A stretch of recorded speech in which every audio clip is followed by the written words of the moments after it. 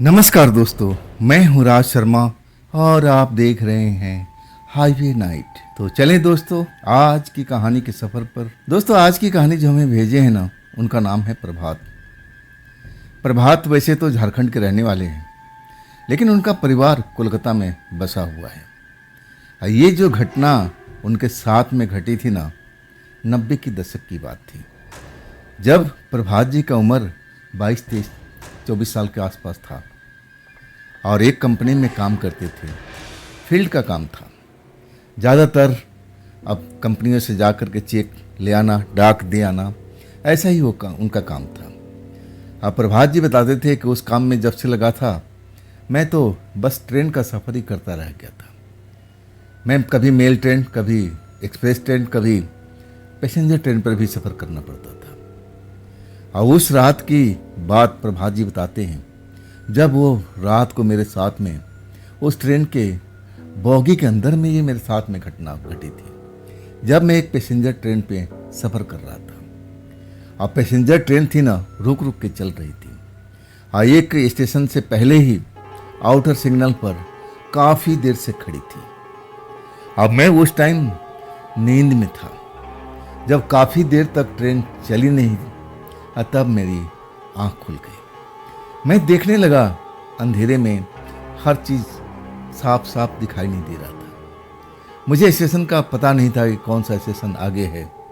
इतना पता है कि मैं पैसेंजर ट्रेन पर बैठा हूँ, इसका कोई भरोसा नहीं कि कब मुझे मंजिल तक पहुँचाएगी। अब वैसे भी अभी 5 स्टेशन बाकी था, जैसे मैं अनुमान लगा रहा था। और मैं फिर अपने सीट पर जो लेटा हुआ था और उठ के बैठ करके खिड़की के पास बाहर का नज़ारा देखने लगा। रात के 11 बजे हुए थे। मैं घड़ी देखता हूँ, रात की 11 बजा रही है। तब मैं अपने कंपार्टमेंट में देखता हूँ, अधिकांश कंपार्टमेंट बिल्कुल खाली था। कुछ लोग जो थे कुछ सोए हुए थे। उनमें से एक बुजुर्ग भी था जो मेरे सीट के दूसरी साइड में आराम से नींद का मज़ा ले रहा था। अब मैं डरा नहीं था। मैं आज तक कभी भूत प्रेत को देखा नहीं, तो डर तो मैं जानता ही नहीं था। अगर डर होता तो मैं ऐसा नौकरी कभी करता ही नहीं जहाँ पर रात बिरात सफ़र करना होता था। मैं आराम से बाहर का नज़ारा ले रहा हूँ। अभी ट्रेन वहीं की आउटर सिग्नल पर खड़ी थी। तब मुझे अंदाज़ा हुआ कि कोई ट्रेन, एक्सप्रेस ट्रेन या मेल ट्रेन गुजरने वाली है, क्योंकि ऐसा ही होता पैसेंजर ट्रेन के साथ में। पहले मेल ट्रेन, एक्सप्रेस ट्रेन को पास करते हैं और तब ये पैसेंजर ट्रेन को फिर उसी पटरी पर भेजते हैं। ऐसा मैंने देखा था, मेरा अनुभव था। मेरा अनुभव कह रहा था कि अभी तो वक्त लगेगा। मैं बाथरूम की तरफ बढ़ा। मेरे पास में कोई ज़्यादा विशेष सामान नहीं था। एक बैग था। बैग मैंने वहीं छोड़ करके, कि कौन आता है रात में, ऐसा भी उसमें कुछ पैसा कौड़ी, कोई कीमती चीज़ तो था ही नहीं। कागज़ पत्तर, चिट्ठी वगैरह और कुछ चेक। इसके बाद मैं बाथरूम से जब लौट के आता हूँ ना, तो मैं देख करके हैरान हो जाता हूँ कि जहाँ मैं बैठा था वहाँ पर एक लड़की, खूबसूरत लड़की बैठी हुई है। जब मैं खूबसूरत लड़की को देखता हूँ, कंपार्टमेंट पूरा खाली, सामने एक अधेड़ व्यक्ति सीट पर बैठा हुआ और नींद का मजा ले रहा था। मुझे लगा कि ये तो टाइम पास मामला है। मैं भी जवान हो चुका था और मेरे दिल में भी कुछ तमन्ना थी और शादीशुदा भी मैं नहीं था, तो एक अलग ही मज़ा था उस टाइम में। खूबसूरत लड़की को देख करके मेरा दिल में कुछ हलचल होने लगी। अब मैं तो बस जहाँ मेरा बैग रखा हुआ था, अब मैं वहाँ पर जा कर के बैठ गया था। अपने बैग में कुछ सामान रखने लगा। मैं उस लड़की की तरफ ज़्यादा गौर नहीं किया। मैं उसको भाव नहीं देना चाहता था उस टाइम में। लेकिन वो लड़की उठ के खड़ी होगी। अरे अरे अरे, ये आपका सीट था? मैं तो समझी कि खाली था। मैंने कहा कि नहीं नहीं, बैठ जाइए बैठ जाइए, उठने की ज़रूरत नहीं है। लड़की फिर खिड़की वाली जगह पर बैठ जाती है और उसके बगल में बस गैप था जहाँ मेरा बैग रखा था। अब बैग के दूसरी साइड मैं बैठ जाता हूँ। मतलब उस लड़की के और मेरे बीच में वो बैग का दीवार था। मैं इतना नज़दीक उसके पास बैठा हुआ था। तब वो लड़की कह रही कि आप कहीं दूर का सफ़र कर रहे हैं। मैंने बोला जी, मेरा कुछ ऐसा ही काम है। मैं तो शहर शहर भटकता रहता हूँ, ऐसी मेरी नौकरी है। लेकिन आप यहाँ पर तो कोई स्टेशन भी नहीं है, ये तो आउटर है। तो आप ट्रेन में चढ़ी हैं या पीछे से आ रही हैं? तब वो लड़की कहने लगी कि मैं पीछे ही बैठी थी, मुझे कुछ अजीब लग रहा था, उधर में मन घबरा रहा था। तब मैं सोचा कि चलो आगे चल के बैठ लेती हूँ, अगर आपको बुरा लग रहा तो मैं हट जाती हूँ। मैं ऐसा मौका कहाँ गंवाना चाहता था। मैं कहा कि नहीं नहीं, यहाँ डरने की भी जरूरत नहीं है, मैं हूं ना आपके साथ में, आराम से बैठिए, जाना कहाँ है आपका। वो स्टेशन का नाम बताने लगी। उस स्टेशन पर मुझे भी जाना था। तब मैं खुश हो गया और कहने लगा कि अरे मैं भी उस स्टेशन पर उतरूँगा, आप डरिए मत, मैं आपको सुरक्षित लेके चलूँगा, घबराने की जरूरत नहीं है। इसके बाद मैं बैग में से पानी की बोतल निकालता हूँ और उस लड़की को देता हूँ। पानी वो 2-4 घूंट पीती है और फिर मुझे बोतल वापस कर देती है। और मैं बहाने से बैग को अब बीच से हटा करके दूसरी साइड में रख दिया था। मतलब उस लड़की और मेरे बीच में अब कोई दीवार नहीं थी, बिल्कुल मामला नज़दीकी का था। जब लड़की का कोई एतराज़ नहीं था तो मैं थोड़ा और सरक गया। मैं ऐसा ही था, बस दिलफेक किस्म का इंसान था उस टाइम में। नया उम्र थी ना, एक नई उमंग थी। लड़की की कभी सोहबत मिली नहीं तो दिल थोड़ा बेकरार हो चुका था। आखिरकार मैं उस लड़की के इतना नज़दीक आ गया था कि अब उसके कपड़े लत्ते मेरे कपड़े लत्ते से टच कर रहे थे और वो भी थोड़ा मेरी साइड में झुकती जा रही थी। मामला बड़ा रोमांटिक हो चुका था। हम एक दूसरे से सवाल पूछ रहे थे, जवाब दे रहे थे कि आप क्या करती हो, अपने बारे में वो कुछ बता रही थी, लेकिन मैं ज़्यादा उसकी बात को ध्यान से सुन नहीं रहा था। मुझे तो उसके बस बैठने से ही इंटरेस्ट था और मैं उस वक्त वही मजा ले रहा था कि चलो कम से कम एक सुंदर लड़की के साथ बैठा हुआ हूँ, इतना ही मेरे लिए काफ़ी है। चलो ये दोस्ती आगे तक बढ़ेगी तब तो मज़ा ही आ जाएगा, क्योंकि लड़की उसी स्टेशन पर उतरने वाली थी जहाँ मैं उतरने वाला था। धीरे धीरे धीरे अब ट्रेन जो थी ना काफ़ी देर तक रुक गई और इसके बाद 3 ट्रेन गुजर गई थी, धड़ाधड़ गुजर गई थी और तब जाकर के वो ट्रेन मेरी वाली चल पड़ी थी, वो भी बहुत धीमे धीमे स्पीड में। और जो लाइटिंग थी ना कंपार्टमेंट की, वो तो भगवान ही भरोसे थी, बिल्कुल मध्यम लाइट था, इतना था कि ठीक से दिखाई भी नहीं पड़ता था। जब ट्रेन पूरा स्पीड पकड़ती थी ना तब वो तेज हो जाता था और जैसे ही ट्रेन खड़ी होती थी ना एकदम जैसे दिया के माफिक बल्ब जलते थे। ना जाने ऐसा क्या था उस बोगी में, मुझे तो समझ में नहीं आया। खैर वही होता है, लेकिन अभी ट्रेन स्पीड नहीं पकड़ी थी, मध्यम रोशनी थी और मैं वो लड़की के बिल्कुल पास में। बातचीत आगे तक बढ़ रही थी। हम एक दूसरे को हाथ पकड़ लिए थे और मैं अपने बारे में बता रहा था। लड़की लग रही थी कि इम्प्रेस हो रही है और वो भी अपने बारे में बता रही थी कि मैं कितनी पढ़ी लिखी हूँ, मेरे आगे का सपना क्या है और मैं अपने गांव से शहर में जा रही हूँ, हमारा पूरा परिवार शहर में रहता है। धीरे धीरे हम दोनों बातचीत में इतना गुम हो चुके थे कि हमें तो मालूम ही नहीं, खास करके मुझे, कि अब ये ट्रेन चली है या नहीं चली है। मुझे तो लग रहा है कि काश ये ट्रेन फिर रुक जाए, टाइम मेरा ऐसे ही व्यतीत होता रहे रात भर। मैं तो ईश्वर से प्रार्थना कर रहा था, लेकिन मेरी प्रार्थना सुनी नहीं गई। ट्रेन चल दिया था, लेकिन स्पीड बहुत धीमी थी। आखिरकार एक स्टेशन आया, ट्रेन वहाँ पर रुकी, लेकिन कोई भी मुसाफिर वो अब उस ट्रेन में चढ़ने वाला था ही नहीं। और ख़ास करके मेरे बोगी के सामने तो पूरा अंधेरा था, कोई भी नज़र नहीं आ रहा था। आधी रात हो चुकी थी। अब पैसेंजर ट्रेन, अब ज़्यादा लंबा सफ़र इसका था ही नहीं। एक स्टेशन पर जा कर के इसको एंड होना था, जहाँ मेरी स्टेशन था। वहाँ से भी वो ट्रेन चल पड़ी और हम दोनों अपने हाथ में हाथ डाले हुए प्रेम का इजहार कर रहे थे। अब मैं उस लड़की से कह रहा था कि आप मेरे साथ एक रात बिताइए ना, मैं चल कर के होटल में कमरा लूँगा और हम एक साथ रहेंगे। तब वो लड़की कुछ बोले नहीं, बस मुस्कुरा के रह गई। इतना उतवालापन, वो बोल रही थी कि इतना उतवालापन क्यों है, अरे हम फिर मिलेंगे ना। लेकिन मैं कह रहा था कि ऐसा मौका मिले या ना मिले क्या पता। तब वो राजी हो गई थी कि चलो कोई बात नहीं, हम आपके साथ रात गुजारेंगे। मैं तो बड़ा खुशी से उछल गया था मुझे लगा कि बस सारी दुनिया की खुशी मुझे मिल चुकी है। अब क्या, मैं तो हवा में जैसे उड़ते जा रहा था। आखिरकार वो सफ़र अभी ख़त्म नहीं हुआ था। अगले आउटर पर जाकर के अब फिर ट्रेन वो रुक चुकी थी। मुझे अंदाज़ा हो गया कि फिर कोई train, mail train, express train pass करेगी और तब जाके इस ट्रेन को फिर आगे बढ़ाया जाएगा। अब तो हमारे पास में समय ही समय था। अंधेरे का फ़ायदा मैं ज़रूर उठा रहा था। लड़की का इतना नज़दीक था। मैं कभी कभी उस बूढ़ा आदमी को देख लेता था जो नींद का मजे ले रहा था, जैसे उसको दिन दुनिया से कोई मतलब नहीं था।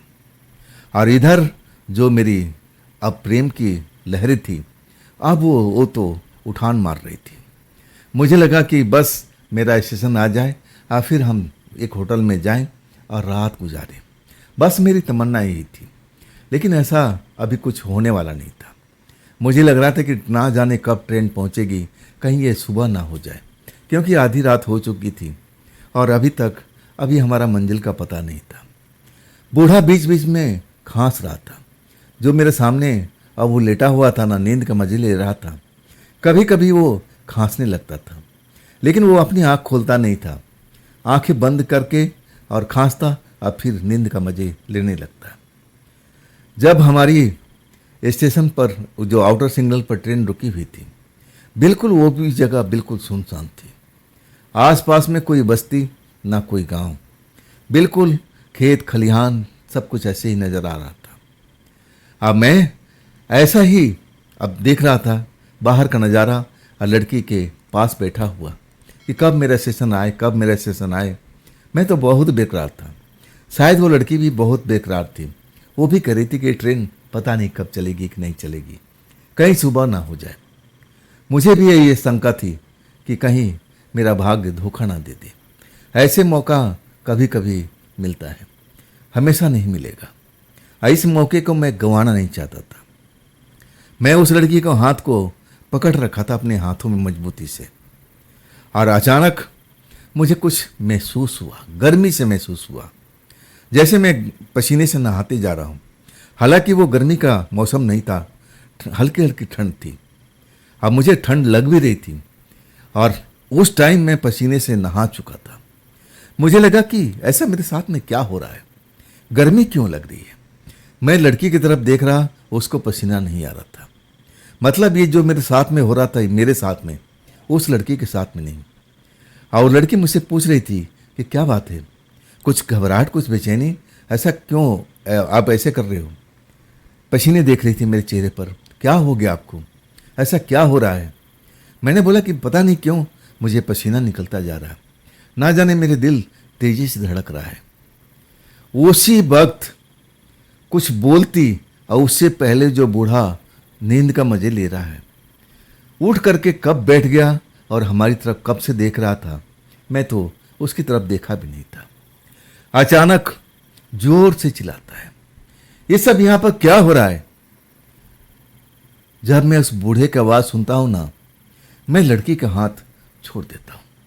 और जैसे छोड़ता हूं ना, वो जो गर्मी मुझे महसूस हो रही थी, पसीने निकल रहे थे, अचानक सब बंद हो गए। मेरा जो दिल तेजी से धड़क रहा था ना, ऊपर नीचे हो रहा था, बिल्कुल सामान्य से हो गया।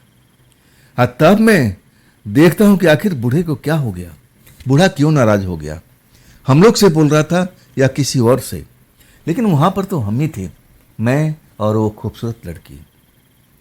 मैं बोलने से, जवाब देने से पहले जैसे ही मुड़ता हूं खिड़की के साइड में जहां लड़की बैठी है, और जो मैं देखता हूं ना, मेरा तो रोम रोम कांप जाता है। लड़की वहां पर थी ही नहीं, जैसे लड़की गायब हो गई, हवा में उड़ गई, ट्रेन ने उसको निगल लिया। मैं जब लड़की को नहीं देखता हूं ना, तो मैं तो घबरा जाता हूं, डर जाता हूं कि आखिर ये माजरा क्या है, बैठे बैठे लड़की कहाँ गायब होगी। सही में उसी वक्त वह बूढ़ा मुझे बुलाने लगता है, इधर आओ, इधर आओ, मैं आपको बोल रहा हूं बेटा, इधर आओ। मैं डरा हुआ था। मुझे लगा कि मेरे साथ में हो क्या रहा था। ये लड़की से मैं इतना प्रेम मोहब्बत कर रहा था, और लड़की जैसे ही बूढ़ा आवाज देता है और लड़की गायब हो जाती है। ये कौन थी भाई, क्या कोई चुड़ैल, कोई भूत प्रेत, कोई आत्मा। मैं खौफ में भर जाता हूँ। बूढ़ा बुलाता है तो मैं बिना विलंब किए हुए उसके पास पहुंच जाता हूँ। मैं कांप रहा हूँ। बूढ़ा मेरी स्थिति को भांप लेता है और कहता है मेरे सामने बैठो, बगल में बैठो, बैठ जाओ बैठ जाओ। बिना विलंब के मैं उस जगह पर बैठ जाता हूँ। बूढ़ा अपने थैले में से मुझे पानी देता है। पानी पियो, पानी पियो, अभी तुम ठीक हो जाओगे। मैं पानी पीता हूँ। इसके बाद मेरी घबराहट थोड़ा कम होती है। मैं जानने के लिए बेचैन था कि आखिर वो लड़की गई तो कहाँ गई। ऐसा कौन कौन थी वो, क्या हो गया उसके साथ में? क्या वास्तव में कोई भूत प्रेत थी या उसके साथ में कुछ अलग मामला था? मैं समझ नहीं पाया था। तब वो बूढ़ा बताने लगा कि देखो बेटा, मैं तो नींद में सोया हुआ था। मुझे तो बिल्कुल मालूम नहीं था कि तुम्हारे साथ में चल क्या रहा है। मैं जब आंखें खोलता हूँ ना, आज जो मैं देखता हूँ तो मैं समझ जाता हूँ कि तुम्हारे साथ में खेल होने वाला है। कुछ ही देर के बाद में तुम अपना प्राण को त्याग दोगे। मैं समझ गया था कि तुम्हारा अंत आने वाला है। मैं तुम्हें बचाना चाहता था। हाँ, मैं ऐसा ही किया। जैसे मैं आवाज़ दिया, मैं तो समझ गया था, मैं पूरा खेल को समझ गया था कि तुम्हारे साथ क्या होने वाला है। वो जो लड़की खूबसूरत बैठी थी ना, तुम्हारी नज़र में वो खूबसूरत थी, लेकिन मैं उसको देख चुका था। मैं उसको पहचान चुका था कि वह एक प्रेत आत्मा है, दुष्ट आत्मा। वो तुम्हारी जान लेने के लिए इस जगह पर तुमसे प्रेम जाल में फांसने की कोशिश कर रही थी। अगर मैं आवाज़ नहीं देता ना, तो तुम्हारे साथ में कुछ भी हो सकता है। तुम्हें कुछ महसूस हुआ था? तब मैं बोला, हाँ बाबा, मुझे तो घबराहट हो रही थी, पसीने निकल रहे थे, दिल की धड़कन ऊपर नीचे हो रही थी। तब बूढ़ा हंस पड़ा। ऐसा ही तो करती है, ऐसा ही वो करती है। किसी को पता भी नहीं चलता है कि अब आखिर ये इंसान मरा कैसे। ऐसे लगता है कि बस हार्ट अटैक आ गया हो। ऐसे ही लक्षण छोड़ती है, अपना काम कर जाती है। मैं जब बाबा के बात सुनता हूँ ना, मैं और दहल जाता हूँ। आखिर बाबा वो कौन थी? मेरे साथ में अब कुछ होगा तो नहीं? तब बाबा कहने लगे, तुमने पानी पी लिया ना? मैंने बोला, हाँ। अब तो तुम्हारे साथ में कुछ नहीं होगा। वो पवित्र जल था, मैंने जो तुम्हें पिलाया था। अब वो तुम्हें छू भी नहीं सकती। तुम डरो मत। कहाँ जाना है? तब मैं स्टेशन का नाम बताता हूँ कि बाबा मुझे वहाँ तक जाना है। तब बाबा कहते हैं कि मैं वहाँ तक तो नहीं जाऊँगा, लेकिन एक स्टेशन पहले मैं उतर जाऊँगा। लेकिन तुम्हें डरने की आवश्यकता नहीं है, अब वो तुम्हें छू नहीं पाएगी। मैं बहुत घबराया हुआ था, बार बार बाबा से विनती कर रहा था कि बाबा मुझे वहाँ तक छोड़ दो, जो भी कहोगे मैं सेवा भाव करूँगा। बाबा मुझ पर नाराज़ हो गए। कहने लगे, मैं पैसे के लिए कोई काम नहीं करता हूँ। मैं ऐसा कोई इंसान नहीं हूँ कि मैं पैसे के पीछे भागता हूँ। मैं तुम्हारे मदद कर दिया ना, अब मैं जो बोल रहा हूँ तुम उस पर ध्यान दो। वो तुम्हारी पीछा तो जरूर कर रही है, लेकिन तुम्हें वो छू नहीं पाएगी। तुमने पवित्र जल को अब लिया है, पिया है, तो तुम्हें डरने को सकता नहीं है। आखिर बाबा मुझे समझाते रहे, लेकिन बाबा को बार बार आग्रह करा था कि बाबा मुझे वहाँ तक छोड़ दीजिए, वहाँ तक छोड़ दीजिए, मुझे जाना जरूरी है, नहीं तो मैं आपके साथ ही स्टेशन पर उतर जाता। तब बाबा मेरी बात को स्वीकार किया कि ठीक है, मैं चलता हूँ, लेकिन तुम तो खाम खा डरे हुए। मैं जब तुम्हें बता दिया कि सब कुछ सही है, पवित्र जल तुम पी चुके हो, तो तुम्हें डरने की आवश्यकता क्या थी? आखिरकार मेरी विनती को मान लेते हैं और उसे स्टेशन तक छोड़ने के लिए राजी हो जाते हैं, और फिर हमारी ट्रेन पहुंचने लगती है। मैं बार बार उस खिड़की की तरफ देखता हूँ, जैसे वो लड़की अभी भी बैठी हुई है। लेकिन वो लड़की एक तो प्रेत आत्मा थी, दुष्ट आत्मा थी, वो तो मेरी जान लेने के लिए आई थी। अगर उस बोगी में मेरे वो बाबा सफ़र नहीं कर रहे होते तो शायद मैं आज बच नहीं पाता। आखिरकार अब स्टेशन मेरा आ जाता है और बाबा मैं उतरता हूँ। अब बाबा कहते हैं कि देख, अब तुम निकल जाओ, जहाँ जाना है चले जाओ, तुम्हें डरने की आवश्यकता नहीं है। मैं बाबा से अब उनका प्रणाम करता हूँ, पैर छूता हूँ कि बाबा आपने मेरी जान बचा दिया, मैं आपका हमेशा आभारी हूँ। तब बाबा मुस्कुराने लगते हैं और कहते हैं कि डरो मत, लेकिन जो तू काम कर रहे थे ना, अब तुम उस पर विचार करना। किसी अनजानी लड़की के साथ में इतना तुम नज़दीकियाँ बढ़ा रहे थे। अब तुम्हारा अब जो कर्तव्य है तुम ही जानोगे। ऐसा तुम्हें करना नहीं चाहिए। तुम्हें पता नहीं था कि वो अनजानी लड़की है, ट्रेन में कहाँ से आ गई, पहले नहीं थी, तुम उसके साथ में अब प्रेम की पिंगे बढ़ा रहे थे। बाबा नाराज हो रहे थे, मुझे बता रहे थे, चिता रहे थे कि जो तुम काम कर रहे थे ना वो गलत था। अब मैं भी स्वीकार कर लिया था कि हाँ बाबा, मुझसे बहुत बड़ी गलती हो गई। उसके बाद बाबा तो स्टेशन पर रुक गए थे।